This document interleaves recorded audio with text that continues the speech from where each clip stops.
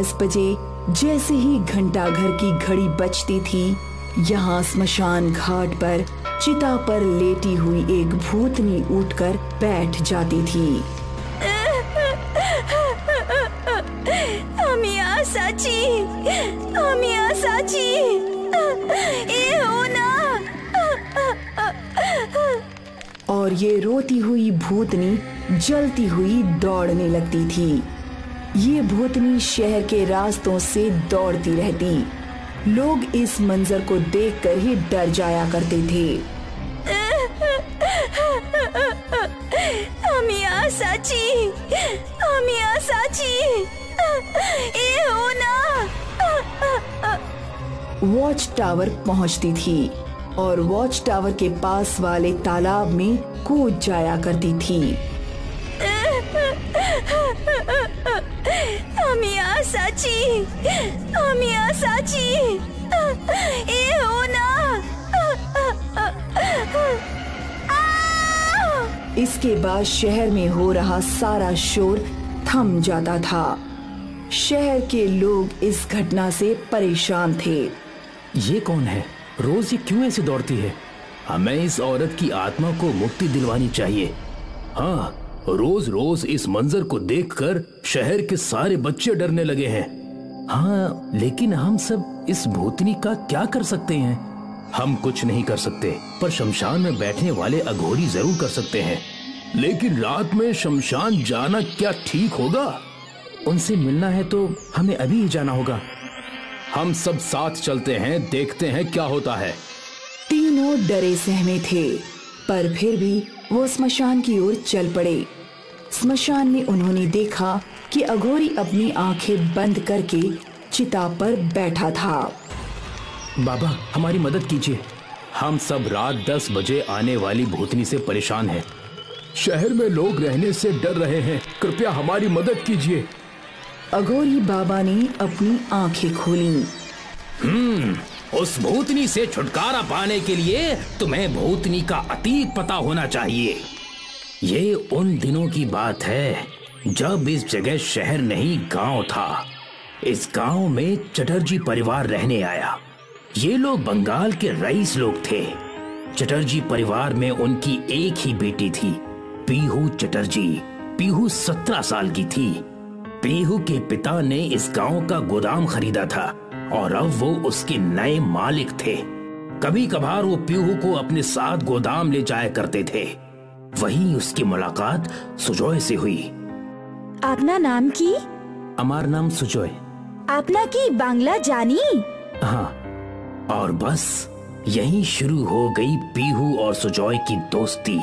वो लोग अक्सर एक दूसरे से बातें करते थे। सुजॉय उसे घुमाने बाजार ले जाया करता था और धीरे धीरे उन दोनों को एक दूसरे से प्यार हो गया।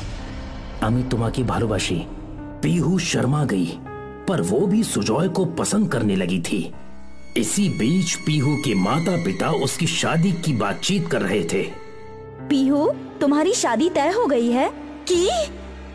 ये सुनकर पीहू परेशान हो गई। वो सुजॉय से प्यार करती थी और उसे सुजॉय से ही शादी करनी थी।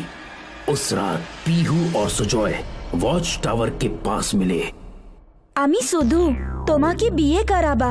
मैं भी सिर्फ तुम्ही से शादी करूंगा। कल रात 10 बजे हम दोनों यहीं पर मिलेंगे और यहाँ से कहीं दूर भाग जाएंगे।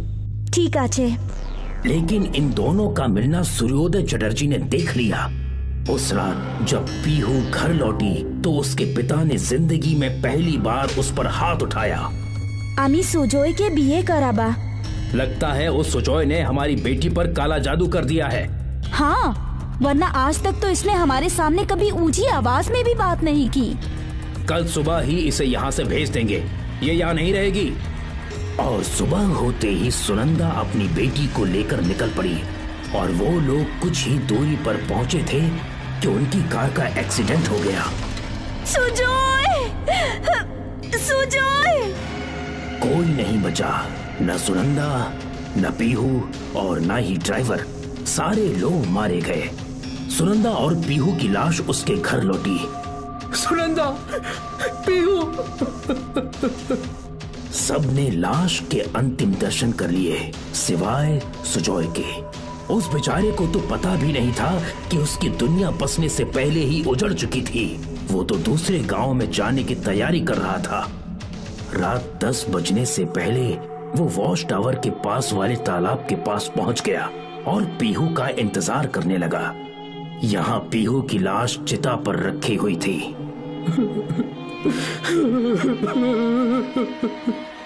उसके पिता ने रोते रोते अपनी बेटी की चिता को आग लगाई।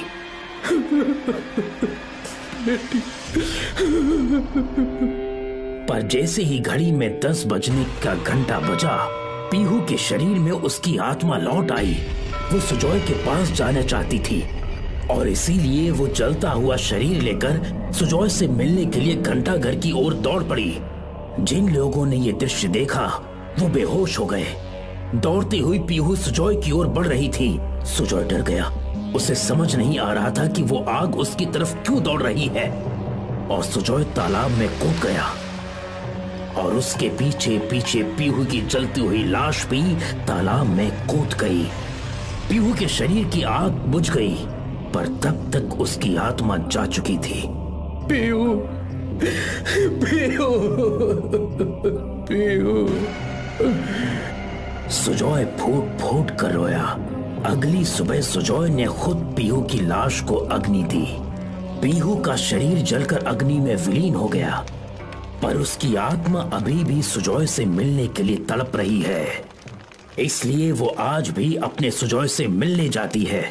पर क्या इन सब का कोई अंत नहीं? जब तक उसका सुजॉय इस दुनिया में रहेगा, उसकी प्रेमिका पीहू उसे पाने के लिए भागती रहेगी। पर सुजॉय है कहाँ? इस शहर में अपनी जिंदगी के आखिरी पल गिन रहा है। शहर के दूसरे कोने में सुजॉय बिस्तर पर लेटा है और उसका पूरा परिवार उसके आसपास है। उसकी पत्नी, बेटा, बहू, बच्चे, सब। मैं चलता हूँ, पीहू मेरा इंतजार कर रही है।